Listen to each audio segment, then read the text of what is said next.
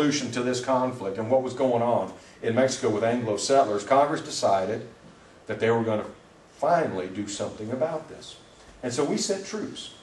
And we sent them back to where my family came from, on Brownsville, right there at the Rio Grande. Okay? If you say Rio Grande River, that's redundant. It's the Rio Grande. Okay? And what ensued is the most obscure war in the history of the United States. We invaded Mexico. Make no mistake about that, ladies and gentlemen. The United States invaded Mexico.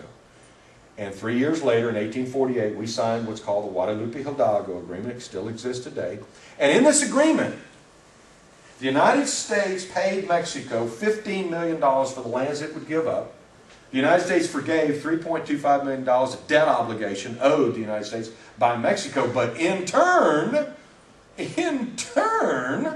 the United States got the territories as we know them today of Texas, New Mexico, Arizona, save that portion of the Gadsden Purchase for both states, all of California, Nevada, Utah, and 3/4 of Colorado. How's that for a land deal? Get the picture now? And you understand why we don't have it in our history books? Do you remember the concept of manifest destiny? Duh! Here it is. It is our manifest destiny to rule our people, even though they're in the sovereign nation. We thought we had a right to take Mexico and this territory, and so we did. So all of the southwest United States, 1/3 of our country as we know it today, was Mexican territory. And you, of all states, should have the greatest recognition of that. El Paso, San Antonio, Del Rio, Santa Fe, San Diego, San Francisco, San Mateo, La Jolla, Colorado. Those aren't exactly Anglo terms, are they? I don't include Las Vegas in there. Get it? We took it. Thought I had a right to. So when you think about constitutional prohibition, it says, we're not letting any foreigners whatsoever in our most prized area. Maybe there was a historical perspective for why they created it in 1860, 12 years after they lost half their sovereign nation, brought it forward to the Constitution of 1917. Now, one of the things going on in 1917, right? The big war. And our Congress did urge Mexico to keep that prohibition in their Constitution. The concept of the ejido was created in 1917. The revolution was about land for the peasants, the campesinos, right? And so out of this became this legal entitlement process for the concept of an ejido. And the word ejido does not translate. Ejido is ejido. Okay? No translation for it.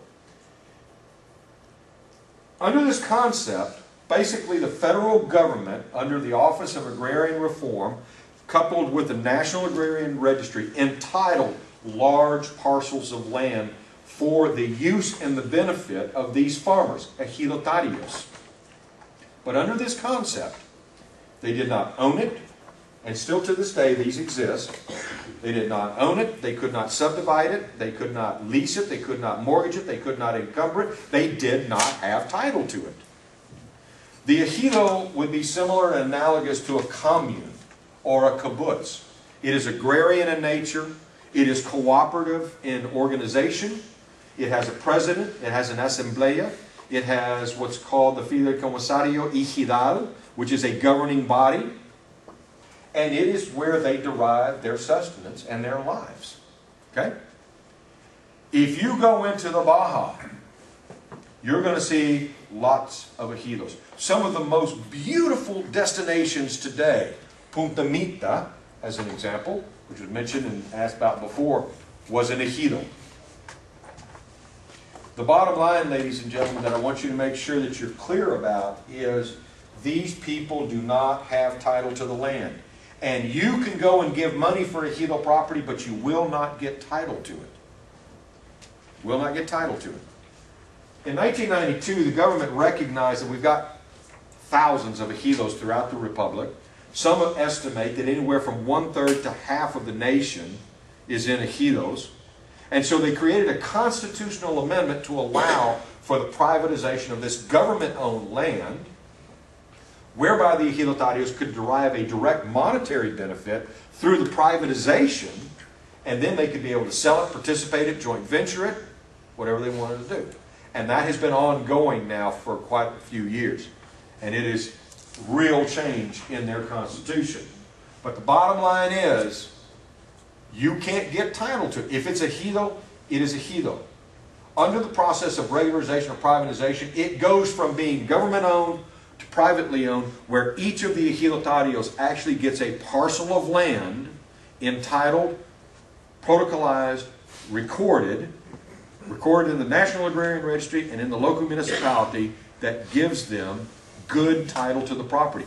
And anytime you see an ejido title, it's a one-page document, front and back. And real simple. It says título de propiedad right at the top of it. Title of property. And it'll be signed by the President of Mexico.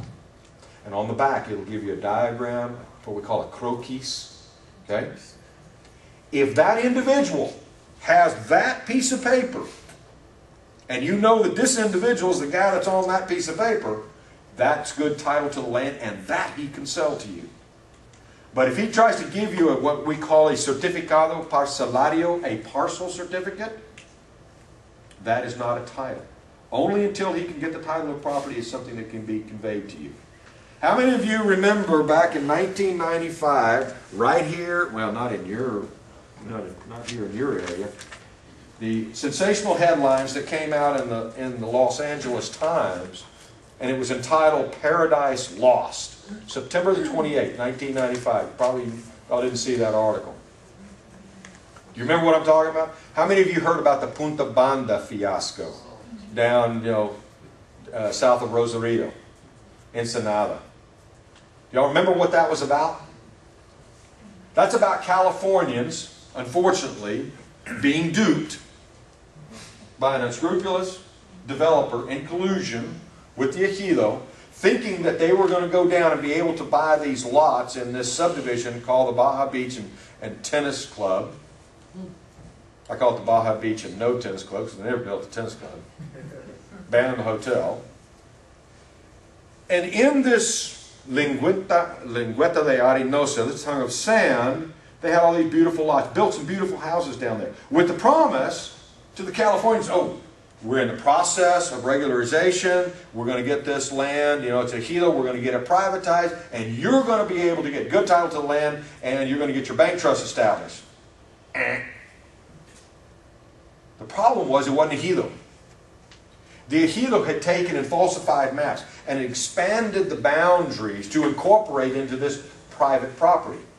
Unfortunately, litigation ensued for 14 years, was finally, through a Mexicali tribunal, justice was served. They rendered good title in favor of the 7 plaintiffs and said it is not ejido. Well, now the Californians were in a real pickle. Here, they had these lease agreements with the ejido, Esteban Coronel, and the developer, Carlos Terran, indicating that, oh, we're going to get good title to the property. We've got a lease agreement. Some of these people, unfortunately, ladies and gentlemen, threw caution to the wind. Didn't want to wait on the government, didn't want to wait on this regularization, had been given assurances that everything's going to be fine by the developer and by the ejido, and so guess what they did? Built houses. And when I say build houses, I'm not talking about a $50,000 house. For some of these people, it was their life savings. $250,000 going into the construction on their beautiful lot on the beach. And you can imagine that when the government ruled in favor of the Mexican plaintiffs, now they had a choice. Buy the lot from the rightful owner or leave the land. Leave the land. And for some of these people, GMAC didn't exist then. Couldn't get third-party financing. So where was the money going to come from? This was already their life savings. Not going to take equity out of their house in California to be able to buy the lot.